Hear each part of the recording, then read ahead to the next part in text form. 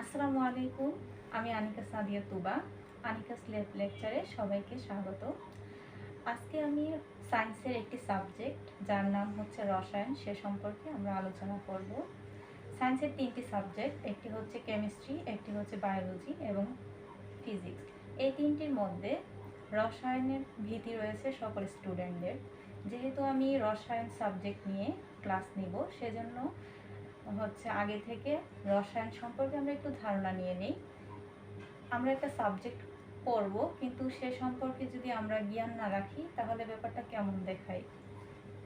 যদি আমাদেরকে কেউ কখনো জিজ্ঞেস করে যে রসায়ন বলতে তুমি কি বুঝো, তখন আমরা অনেকেই উত্তর দিতে পারি না।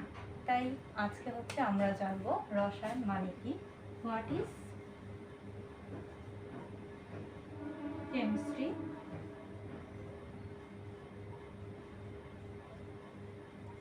বা রসায়ন কি।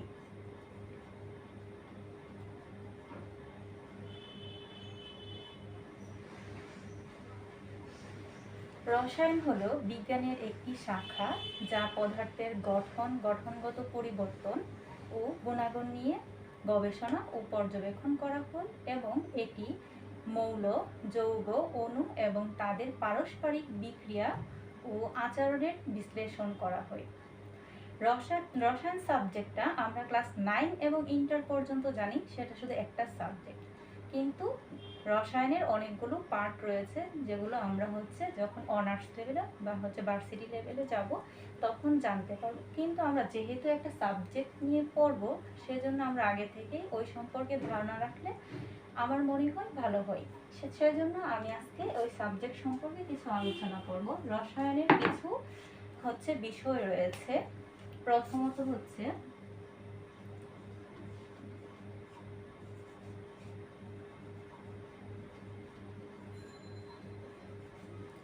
রসায়নের শ্রেণীবিভাগ।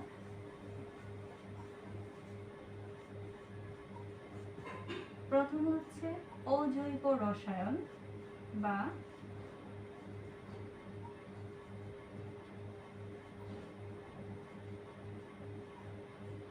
Inorganic chemistry.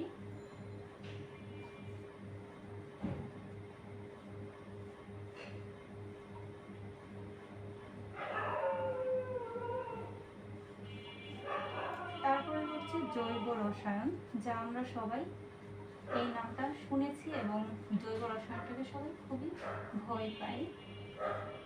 জৈব রসায়ন বা অর্গানিক কেমিস্ট্রি।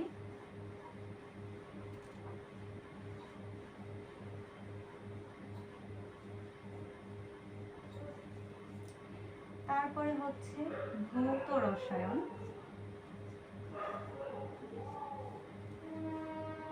ভৌত রসায়ন বা ফিজিক্যাল কেমিস্ট্রি।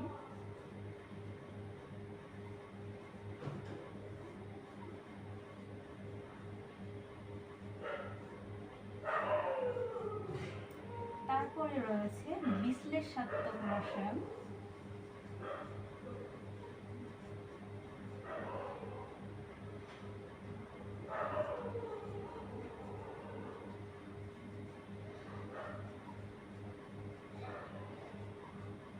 বা অ্যানালিটিক্যাল কেমিস্ট্রি।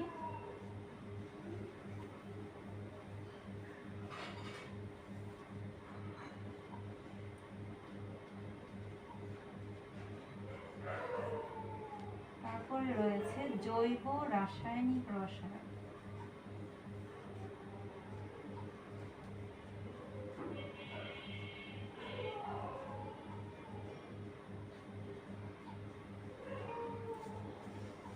বায়ো, যার ইংলিশ নাম বায়ো কেমিক্যাল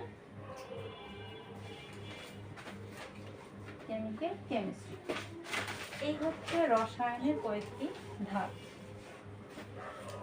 যেহেতু আমরা রসায়ন সম্পর্কে জানবো, তাই আগে রসায়নের ডিটেলস সম্পর্কে জেনে নিই।